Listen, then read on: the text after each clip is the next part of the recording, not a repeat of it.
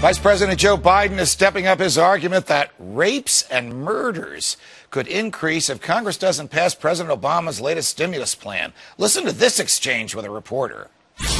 Don't screw around with me.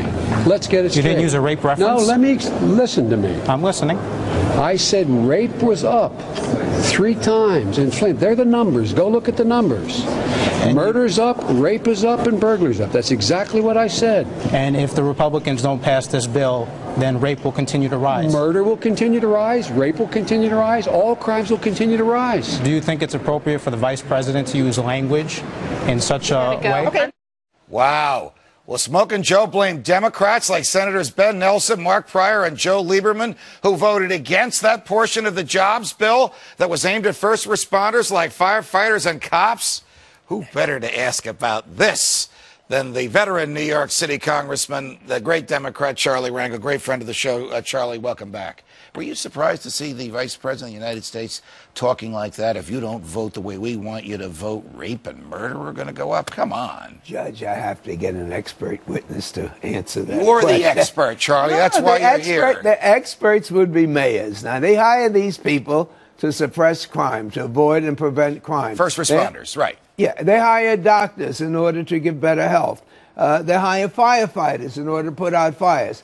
If indeed these people are hired and they're going to be laid off, and they would because of scarcity of funds, it just makes sense to me. But is it right for the number 2 Democrat in the party and in the country to say to the world, rapes and murders will go up if you don't vote for our jobs bill? Is he excluding other ways that could generate revenue? Or is he saying this is the only way? And is he using scare tactics? I get the idea that he was using scare tactics to say how necessary it is to help local government to do what their job is. Why do you say the vice president? Suppose he was the governor, the mayor.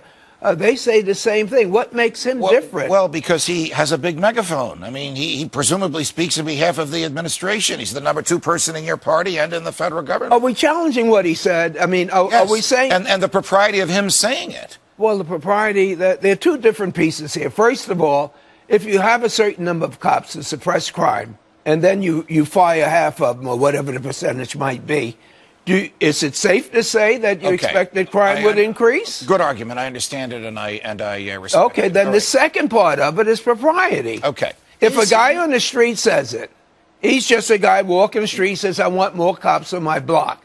And then the vice president says, I agree with you. Well, he didn't say I want more cops. He said if you don't vote for this bill, there'll be more rapes and murders. What does that mean? Is he in hot water with rank-and-file Democrats, as we hear? In other words, Not Joe Biden. Joe Biden. No. Maybe is he in hot water with the Democrats in the Senate who voted against this legislation that he said if you don't vote in favor of, you're going to have more rapes and murders? I think, unfortunately... One of them was a good friend of yours, Joe Lieberman.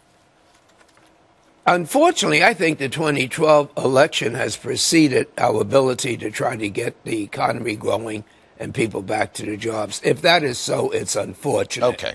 Switching gears, but it's a very irrelevant topic. A few months ago, when the Congress was out of session and the president was in Brazil, he announced that he was going to bomb in Libya. That bombing apparently came to a culmination yesterday when Colonel Gaddafi was killed. You and I questioned the constitutionality of the president doing that, and some members of Congress even filed a lawsuit to prevent the president from starting a war in his own without a congressional authorization. So far, so good. The courts threw out that lawsuit. Congress is impotent. The president does what he wants. Is the Congress the least important and least powerful branch of the government when the framers intended it to be the most important and the most powerful because it has a thumb on the public pulse? I don't know the reasoning behind the court's decision, but there's no way in the world for me to believe that the executive branch of government can put our men and women in harm's way without the support of the Congress. I might even enlarge that and say without the support of the American people, which means that we are representatives of the people. So Judge, we're getting to the point, if you have any diplomatic problems with any head of nation, take them out.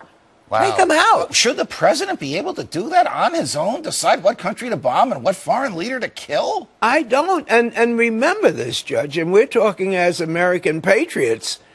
that whatever we can do, crazy people can do the same thing. And so I really think we're deviating from the Constitution, but worse than that, we're deviating from international behavior. And that's where the terrorists have a no sense of propriety as it relates to human life. Got it. Charlie Rangel, always a pleasure. Thank you. Always good to be with you, Judge.